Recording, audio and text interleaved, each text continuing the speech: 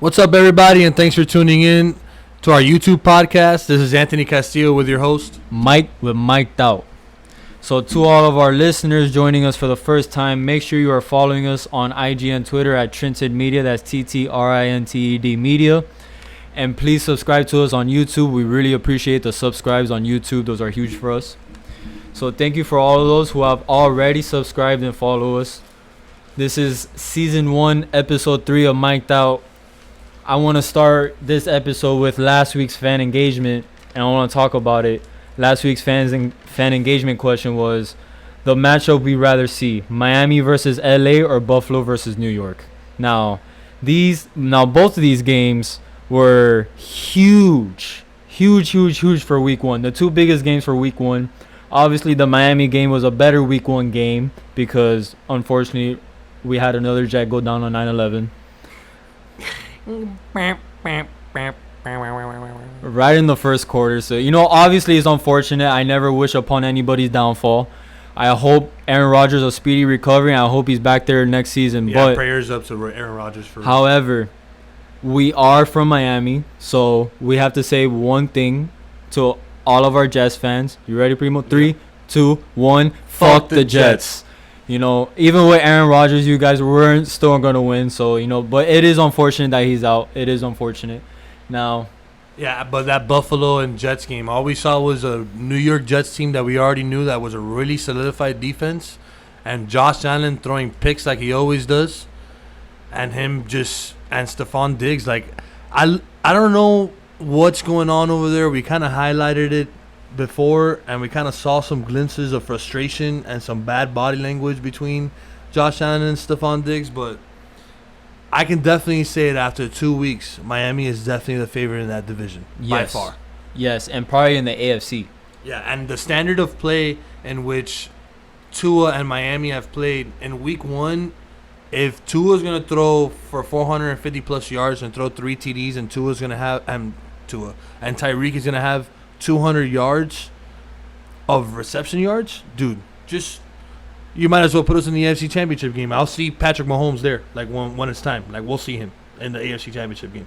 Yeah. Because it's insane. Tyreek is playing absolutely incredible. He's playing out of his mind. He's it's not even all pro, it's all world. It's incredible. He's all universe. If this team is healthy in the playoffs, that's GG's. Yeah, on baby, it's GG's.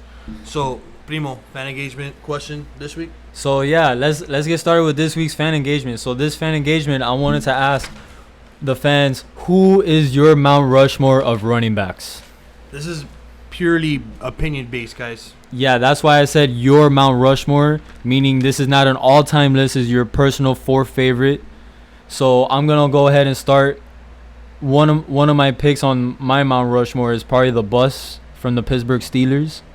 I really mesmerized that type of run play. Is just the guy with the football trying to tackle his defenders instead of trying to score. That's just absolutely insane to me. It was a bowling ball, literally. So my next pick is going to have to be Derrick Henry because, he's just very disrespectful when he runs. I've never seen a guy stiff arm a defender and have him block for him. Yeah, that guy just goes dummy. The fact that we got to saw that live on TV and see his stiff arms are just, I wouldn't hate to have to tackle that guy. Yeah, and he hasn't done it once or twice. He's done it a couple times. Yeah, he's done it multiple times. So, moving on my list will have to be Bo Jackson because of how much of a generational athlete he is. Literally. And for a guy to do it all and run the ball like that is just absolutely mind-blowing. Football. Guy was a beast, bro. Yeah, that guy was just absolutely insane to watch. All right, number 1. My number 1 will have to be Barry Sanders because I've never seen anybody run the ball better than him. Yeah, in my eyes. He's literally the prototype. If there's a prototype and attributes in which you want your running back to have, it's Barry Sanders. Without a doubt. So, Primo, tell me, what are your 4 picks on your Mount Rushmore? So, on my Mount Rushmore list, I got Marshall Faulk, I always fell in love with that Rams team with Kurt Warner and the greatest show on turf. Then I have Eric Dickerson, who was watching a gazelle very gracefully just run all over the fields, and he was just this 6'4", 6'3", just I don't know. He was just impressive to see. I got McCaffrey. Nice. I got McCaffrey. Wow. I got McCaffrey. That's bold. Yeah, McCaffrey's really that dude, bro. He really is. At number one, if I'm gonna, I mean, you took Barry Sanders from me, so I'm gonna name Walter Payton as my my number one guy. I mean, the running back accolade is named after him, so Walter Payton is gonna be my guy. Yeah, I can't argue with that pick. So we're kind of been in this whole topic of running backs now with the fan engagement question, but yesterday, since we're going to talk about running backs, I wanted to kind of conversate about that Pittsburgh game and the running back situation over there. Shout out to my boy Jose in the Blue Martini League that beat me with that Pittsburgh defense. That defense went insane. But on the other side of the ball, Najee Harris is supposed to be this, the talent in which you see from Najee Harris coming out of Alabama and being what we thought is supposed to be the RB1 over there. Yeah. Jalen Warren has outworked him, dude. The whole offseason. Yeah, I was about to say that. Like, Primo, what's your thoughts on this? So it's definitely a lot of questions, and as a fantasy owner, I would be pressing that panic button, to spend your third, fourth round pick on Najee Harris. Because everyone knows he's the better running back, coming out of that. Yeah, talent-wise, he's the better running back. But what's happening in the offseason, preseason, and in the first 2 weeks of football already, is definitely worth pressing that panic button because, Najee Harris is not looking good. Yeah. He's not. When the guy is only got he literally averages 5 points on fantasy on back-to-back weeks, and Jalen Warren is coming out and getting more touches and is just involved more. It's in a game in which the Pittsburgh defense basically had their, they had their fingerprints all over it. It's not like that team it was a shootout. Like, all you have to do is control the rock and run the ball. I don't know. It's not looking good. If I'm a Najee Harris owner, trade that dude immediately. Whatever you can. So, Primo, we're going to stick to that running back conversation. We've seen some notable injuries. Obviously Aaron Rodgers is out. Odell Beckham Jr. week 2 has been out. But the running back position right now is looking very thin. Very thin. We've had a lot of guys go down. We can go week 1, J.K. Dobbins going down. We can go to Cam Akers is now on the block due to his trade requests or whatever the case may be over there. Austin Eckler has been out now. We got Jonathan Taylor's been out for 4 weeks. Now Saquon Barkley's out with an ankle injury. Primo, talk to me. Running back position is thin. What are you doing if you're a fantasy owner? And what are the guys that you're probably looking at in regards to helping you out and keeping your fantasy team and league this year relevant? So when you are drafting in fantasy, you have to know that in the running back position, those are the guys that are most likely to get hurt. You have to be prepared for your running backs to get hurt, and this is why when you draft a handcuff towards them because they will be out. It's very rare for a running back to play a full season healthy. Very rare. So if you went ahead and you drafted Najee Harris, you should have drafted Jalen Warren on your bench. Because if now Jalen Warren's on your bench, you're just waiting to see who takes the starting role so you can start them instead of having to fight people on waiver wires. So, even if that's not your running back going down and you need running backs, so you could start taking these handcuffs that are on waiver wires. For example, I'm taking Matt Breida. That's going to be stepping in for a few weeks for Saquon Barkley. I'm going to be taking Kyren Williams from the Rams. Cam Akers didn't even play week 2. He didn't even get a single snap. So Kyren Williams went out there, ran the ball great. He went out there for 10 targets as a running back. You need to pick that guy up ASAP. Yeah, that's if he's on waiver wires. Because I know for a fact there's already some guys that probably drafted him or picked him up off a waiver as your handcuff. And Primo, yesterday's gruesome injury. Yeah, witnessing that. This is the biggest running back we have to talk about. I'm very sorry for what happened to Nick Chubb. That's the same leg he had already hurt in the past, and for to happen what happened in week 2 to him, is very devastating. Yeah, you're a fantasy owner. You're his fantasy. Yeah, I drafted him in the second round, so that's my second round pick going down for the rest of the season. Luckily my team is still solid even without Nick Chubb, but that still definitely did hurt me because Nick Chubb is what made my team nice, But, I am devastated as a fantasy owner, but I can only imagine how Browns fans are. They're probably the most devastated, especially losing to the Pittsburgh Steelers and Nick Chubb in the same night. I can't even imagine that. So, you do have to pick up Jerome Ford. Jerome Ford is going to step up for Nick Chubb now in his spot for the rest of the season.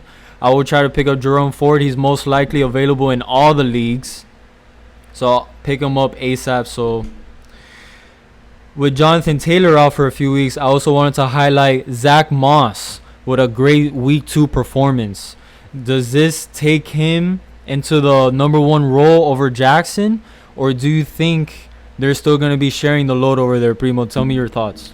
Well, obviously with the whole shenanigans and drama that's going on with Jonathan Taylor, he's going to be out for 4 weeks. Zach Moss, in my opinion, is going to be the lead back. They've been waiting for him to come back after week 1.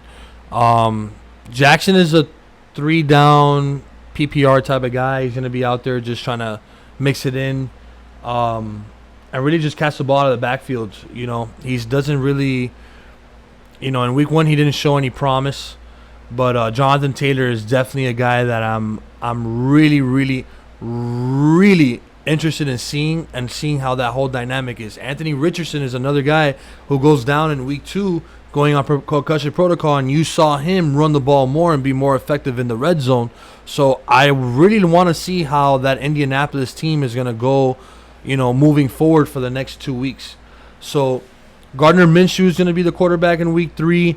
Do you trust Zach Moss? Do you trust him leading you if you're in a deep flex league, or him being any of a flex value option? If it's me, I'm going to give him a chance, because at the end of the day, they have to establish the run. And Jonathan Taylor's still going to be out for 2 weeks. So week 3, I'd be looking for Zach Moss and possibly playing him in your lineups. Now, I want to talk also about another running back that went down last week, Jamal Williams.